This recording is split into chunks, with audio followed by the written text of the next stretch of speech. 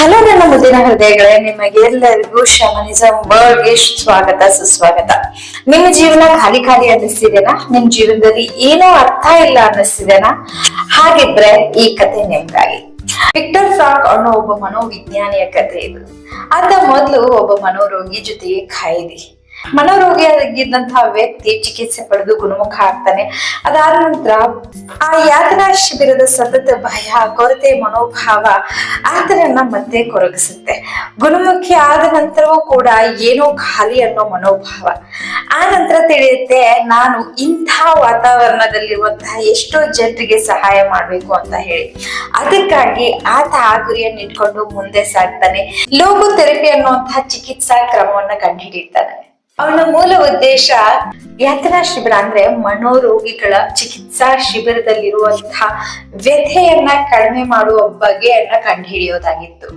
ಮನೋವಿಜ್ಞಾನ ಕೊರತೆಯ ಜೊತೆ ಬದುಕೋದು ಹೇಗೆ ಅಂತ ಕಲಿಸ್ತಿದ್ದೆ ಹೊರತು ಕೊರತೆಯನ್ನ ನೀಗಿಸೋದು ಹೇಗೆ ಅಂತ ಕಲಿಸ್ತಿದ್ದಿಲ್ಲ.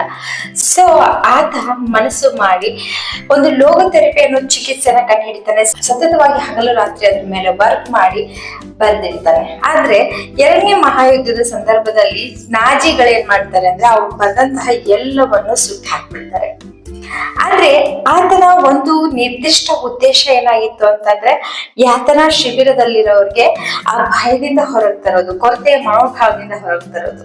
ಆತ ಏನ್ ಮಾಡ್ತಾನೆ ಅಂದ್ರೆ ಮತ್ತೆ ಬರೆಯೋಕ್ ಸ್ಟಾರ್ಟ್ ಮಾಡ್ತಾನೆ ಆ ಉದ್ದೇಶ ಇಟ್ಕೊಂಡು. ಸೊ ಎರಡನೇ ಮಹಾಯುದ್ಧದ ಸಂದರ್ಭದಲ್ಲಿ ಈತನಿಗೆ ಎಲ್ಲ ರೀತಿಯ ಅನುಕೂಲಗಳಿರಲ್ಲ ಬರೆಯೋಕೆ.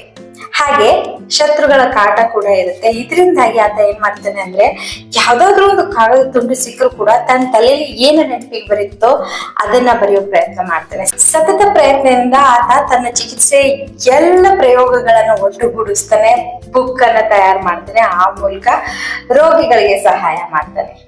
ನೋಡಿ, ಮನೋರೋಗಿ ಆಗಿದ್ದವನು ಗುಣಮುಖ ಆದ್ಮೇಲೂ ಖಾಲಿ ಖಾಲಿ ಅನ್ನಿಸ್ತಾನೆ. ಕಾರಣ ಅವನ ಉದ್ದೇಶ ಇದ್ದಿದ್ದು ಮನೋರೋಗಿಗಳ ಕೊರತೆಯನ್ನ ತುಂಬುವಂತಹದ್ದು. ಸೊ ನಿಮಗೂ ಕೂಡ ನಿಮ್ಮ ಜೀವನ ಖಾಲಿ ಅನ್ನಿಸ್ತಿದೆ, ನೀವು ಮಾಡೋ ಯಾವುದೇ ಕೆಲಸದಲ್ಲೂ ತೃಪ್ತಿ ಸಿಗ್ತಿಲ್ಲ ಅನ್ನೋದಾದ್ರೆ ನಿಮ್ಮ ಜೀವನದ ಉದ್ದೇಶ ಬೇರೆ ಇದೆ. ಸೊ ಆ ನಿಟ್ಟಿನಲ್ಲಿ ಕೆಲಸ ಮಾಡಿ ನಿಮ್ಮ ಜೀವನನ ಖುಷಿಯಾಗಿ ಇಟ್ಕೊಳ್ಳೋಲ್ಲಿ ಮುಂದುವರಿಯಿರಿ. ಸೊ ಎಲ್ಲರಿಗೆ ಆಲ್ ದಿ ಬೆಸ್ಟ್ ಹೇಳ್ತಾ ಇವತ್ತಿಗೆ ಇಲ್ಲಿಗೆ ಮುಗಿಸ್ತಿದ್ದೀನಿ. ಭೇಟಿ ಆಗೋಣ ನೆಕ್ಸ್ಟ್ ಟಾಪಿಕ್ ನಲ್ಲಿ. ಬಾಯ್.